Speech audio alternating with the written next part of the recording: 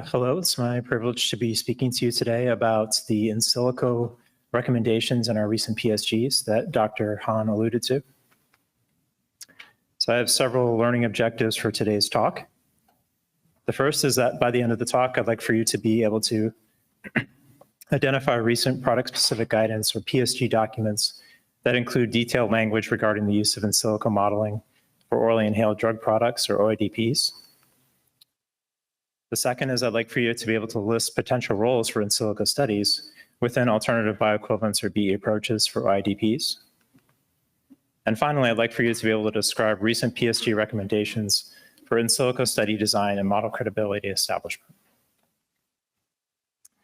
So as Dr. Han mentioned, there are some new PSGs that were published this year in February, and they're listed here. He spoke mostly about MDIs, but we did have new recommendations for 3 DPIs as well. And on all 5 of these PSGs, there are recommendations for the use of in silico modeling.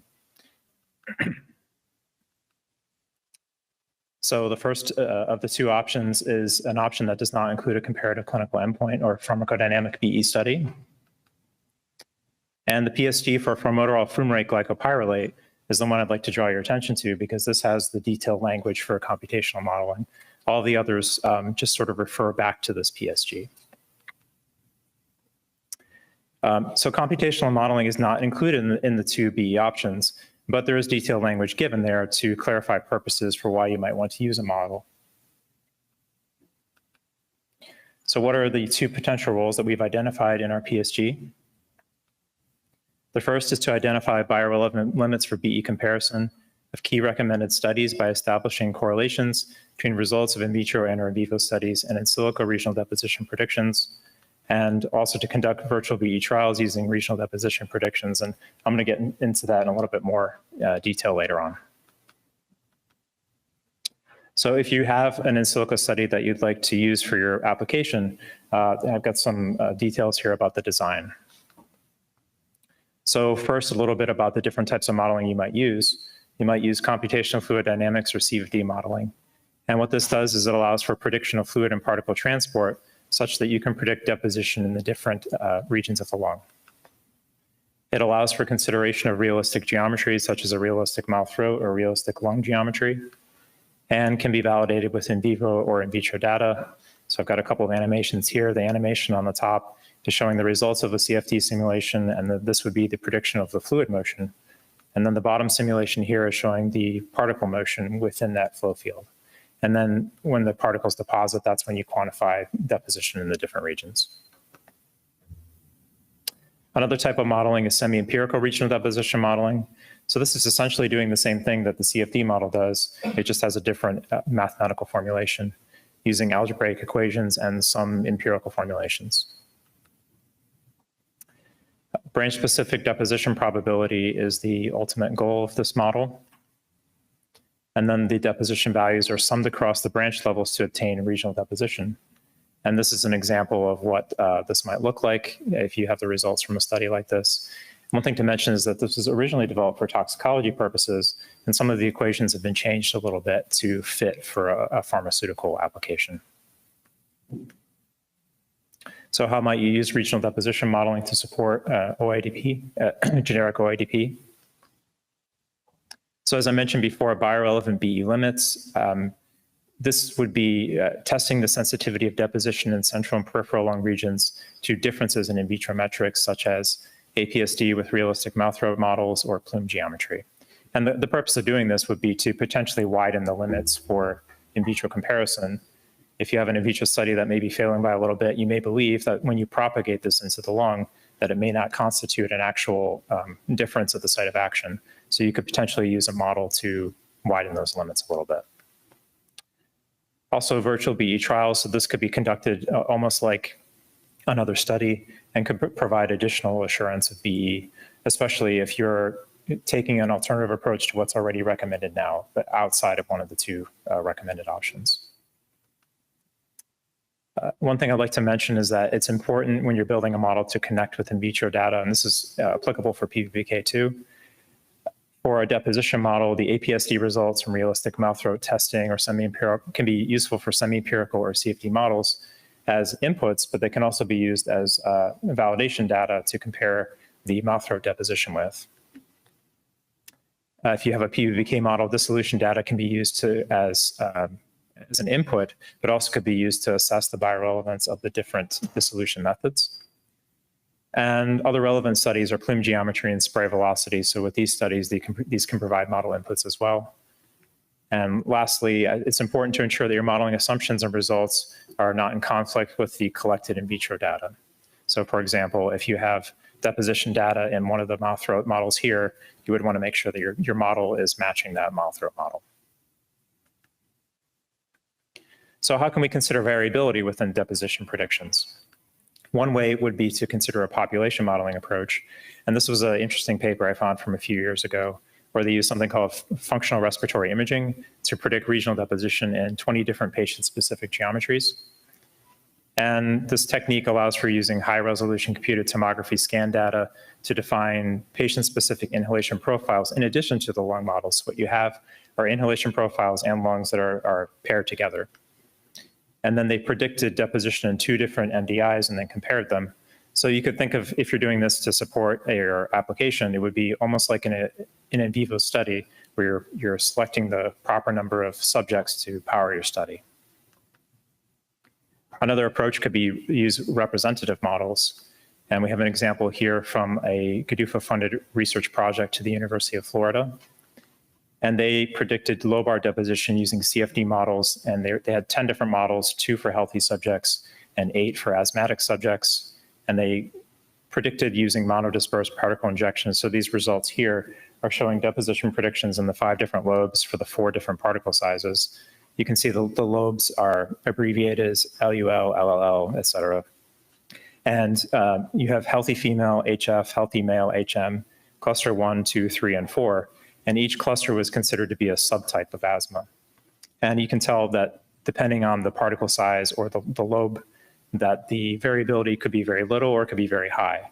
So by using this approach, you could have a set of 10 models that you use to just capture the population as a whole. You're not thinking about powering your study like an in vivo study. So I'd like to say some things about PBPK modeling and how it can be used to support these products.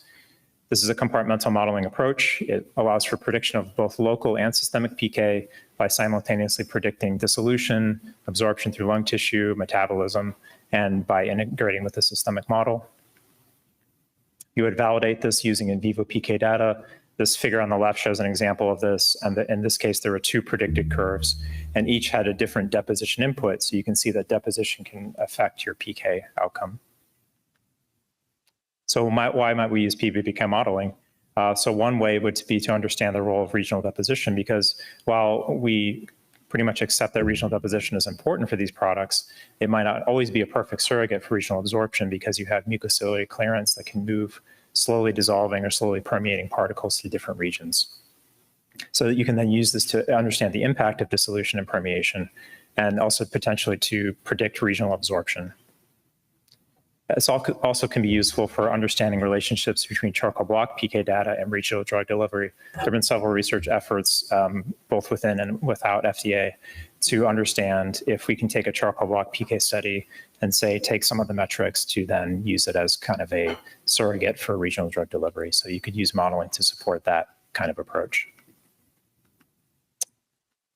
I'd like to say a few words about model credibility. So this is making sure that your model is doing what it's supposed to do.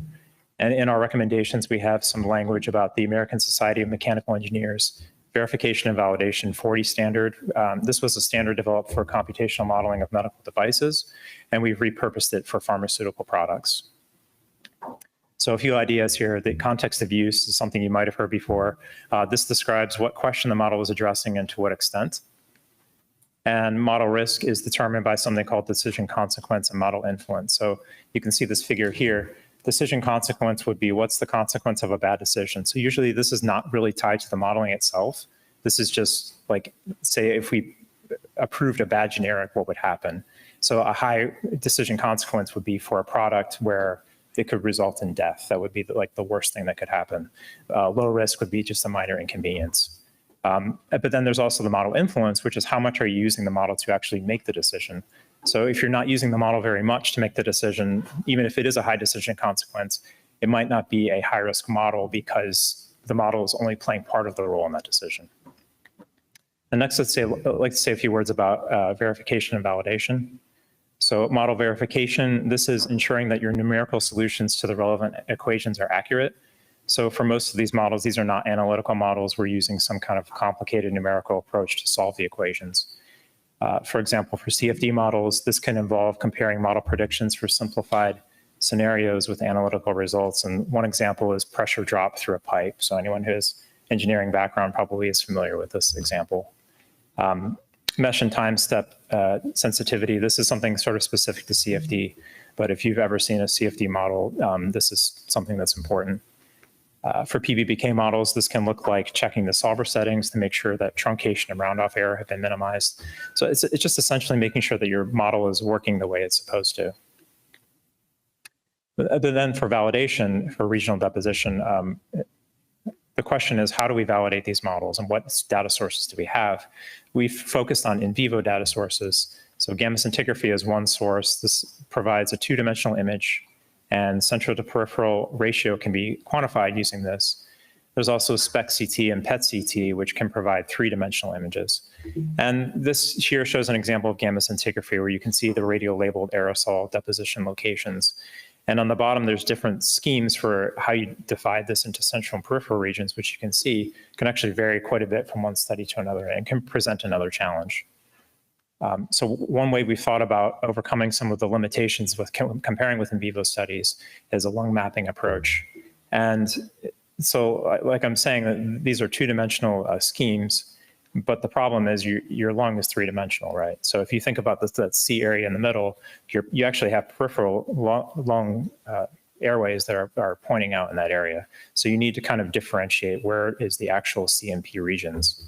And this approach that we've found from a previous study was that you can take a CT scan and then overlay it on the 2D image and kind of figure out what percentage of each branch level is falling within the CMP regions. And we think that this provides a more precise way of comparing predictions with the in vivo data. And a little word on validation of CFD modeling. We think that this should be done in all the lung regions, especially central and peripheral. The lung region should be supported by in vivo data and clinical understanding. We do have some recommendations now that give some specific ideas about how to do this. And you might need a complementary model for the small airways because CFD typically is better suited to the larger airways. So it can be helpful to pair with a semi-empirical model. And I've got some results here from a previous study that show a good comparison with central and peripheral predictive values and experimental values. I do want to note that lung mapping was not used in this case. So in this case, it still showed a good comparison, but we still believe that it can be quite useful. So I'm coming to the end here. I got a few challenge questions for you. The first challenge question, what type of in vivo nuclear imaging technique cannot quantify lung deposition in three-dimensional space? Is it SPECT-CT, PET-CT, or gamma scintigraphy? And the answer is gamma scintigraphy is only two-dimensional. The other two are three-dimensional, although there are some limitations for understanding that, and we do have a research grant going on now to help better get information from those types of studies. Challenge question 2, which of the following is not a potential role for in silico studies within alternative BE approaches for OIDPs? First is conducting virtual BE trials for regional deposition predictions. Second is to predict potential adverse events following administration of the proposed generic OIDP. And third is to identify biorelevant limits for BE comparison of key recommended studies. And the answer is B, we're not predicting safety outcomes with these type of models. That's not the purpose. So in summary, there are 5 new PSGs that include language describing the use of in silico modeling to support development and approval of generic OIDPs.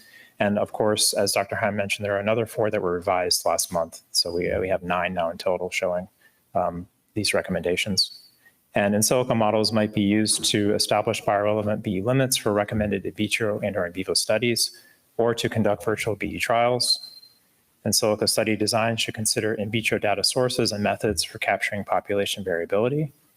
And finally, model credibility should be established using a risk-based approach, as MEV and V40 is just a suggested method that you could use another method as well. And the call to action to you is to consider using in silico modeling to support development and approval of your generic OIDP. And I have many people to acknowledge and too many people to really call out, but just want to give you a sense for how many people have contributed to this. And final thought, just on the value of generic OIDPs. This was a quote from someone, and you can see the impact that it had on their life and their family just by the reduction in cost. And next, I'd like to welcome Dr. Guo to the stage.